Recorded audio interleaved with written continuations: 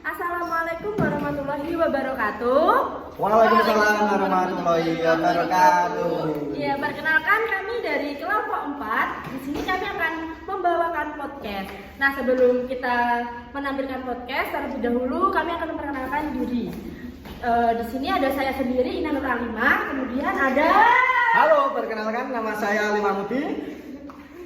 Halo, saya Rabi'a Masrurah. Oke, dan saya Rifka Busilmi. Dan saya Dwi Pamungkas. Oke, baik. Assalamualaikum warahmatullahi wabarakatuh. Waalaikumsalam warahmatullahi wabarakatuh. Ya, teman-teman, balik lagi dengan saya Ina Nur Alimah sebagai host di sini, yaitu di podcast Suka-Suka. Nah, kali ini kita kedatangan 4 narasumber yang sangat luar biasa. Ada Ibu Rifka Busilmi. Ya, kemudian ada Saya Rabi'a Masrurah. Saya adalah Ali Mahmudi. Saya ada Dwi Pamungkas. Oke, dan kali ini kita akan membahas topik yang sangat hangat sekali. Topik kali ini adalah tentang pembelajaran berdiferensiasi. Kita tahu sendiri pembelajaran berdiferensiasi adalah pembelajaran yang mengutamakan kepentingan peserta didik. Nah, kali ini kita akan bahas secara lebih mendalam apa itu pembelajaran berdiferensiasi. Oke, langsung saja kita mulai bersama-sama. Jadi saya langsung tanya saja ya kepada Mbak.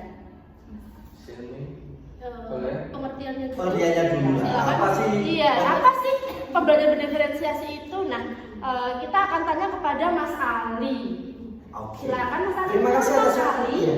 Apa itu pembelajaran pembelajaran Nah, berdiferensiasi? pembelajaran berdiferensiasi adalah pendekatan pembelajaran yang dirancang untuk memenuhi kebutuhan peserta didik, baik itu dari gaya belajar, minat, kemudian dari tingkat kemampuannya siswa itu.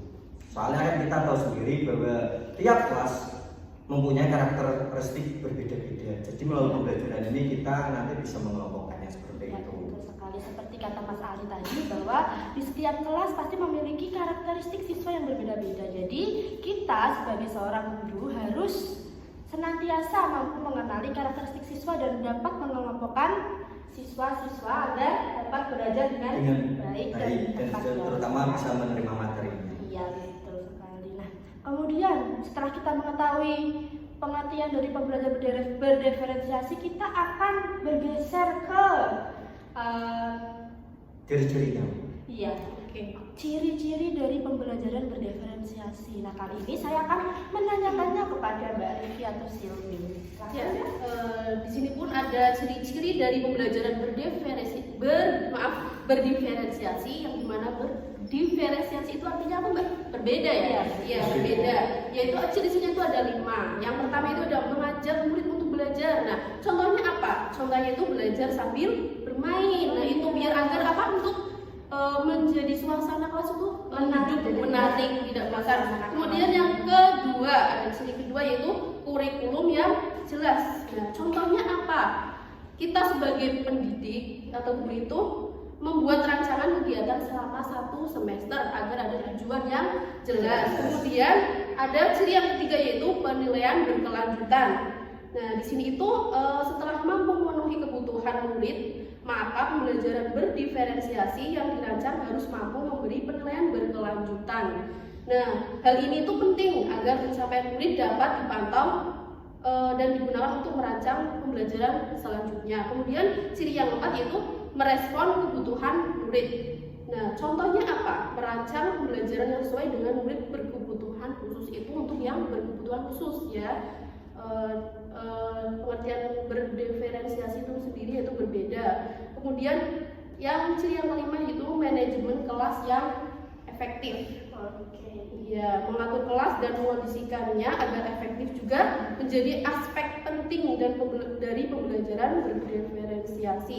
Hal ini penting karena dapat mewujudkan lingkungan belajar yang efektif. Terima kasih Mbak Rifki. Jadi ciri-ciri pembelajaran berdiferensiasi itu tadi ada lima. yang disebutkan oleh Mbak Silmi. Nah, kita kan tadi sudah membahas tentang bagaimana apa ya berdiferensiasi, terus kemudian kita membahas juga ciri-cirinya. Nah, pembelajaran berdiferensiasi ini kalau dilaksanakan harus ada pendukungnya juga. Nah, kali ini kita akan membahas tentang pendukung pembelajaran berdiferensiasi yang akan disampaikan oleh Mbak Lia.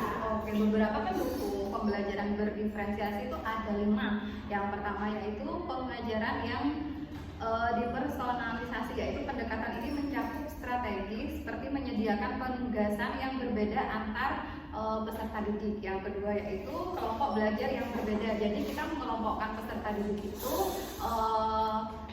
berbeda-beda, jadi tergantung tingkat kemampuannya. Nah, untuk yang ketiga materi pembelajaran yang berbeda. Nah, jadi untuk setelah kita mengelompokkan peserta didik, kita memberikan materinya juga yang berbeda-beda. Nah, untuk yang keempat penilaiannya juga berbeda. Nah, setelah kita mengelompokkan, memberi materi yang berbeda, juga kita memberikan nilainya juga berbeda. Karena kan setiap peserta didik itu memiliki perbedaan. Jadi kita harus sudah mengelompokkan dari tadi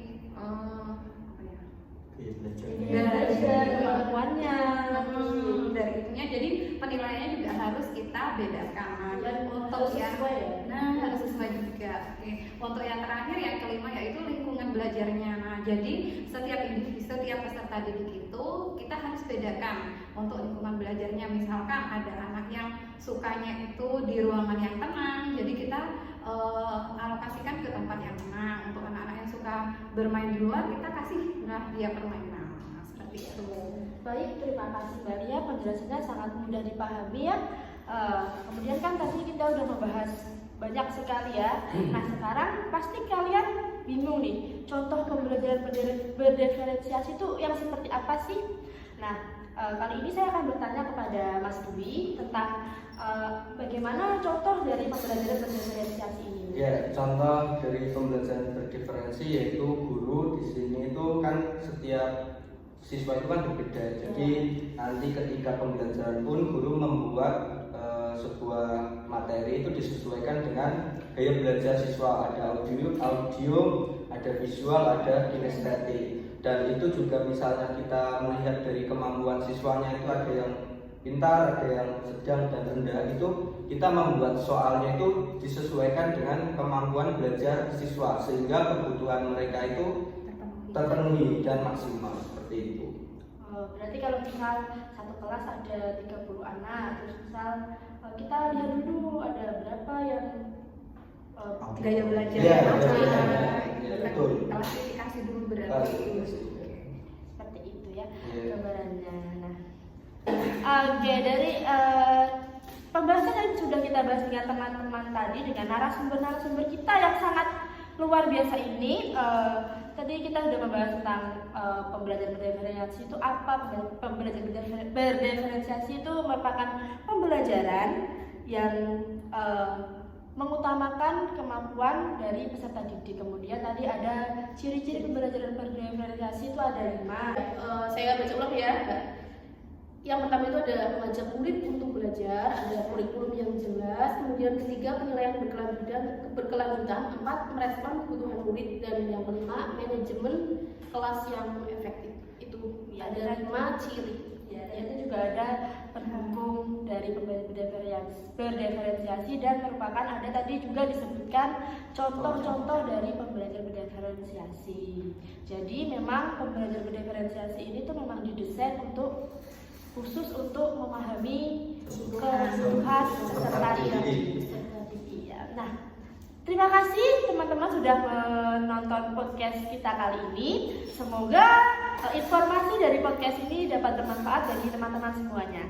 Selamat sore, wassalamualaikum warahmatullahi wabarakatuh. Waalaikumsalam warahmatullahi wabarakatuh.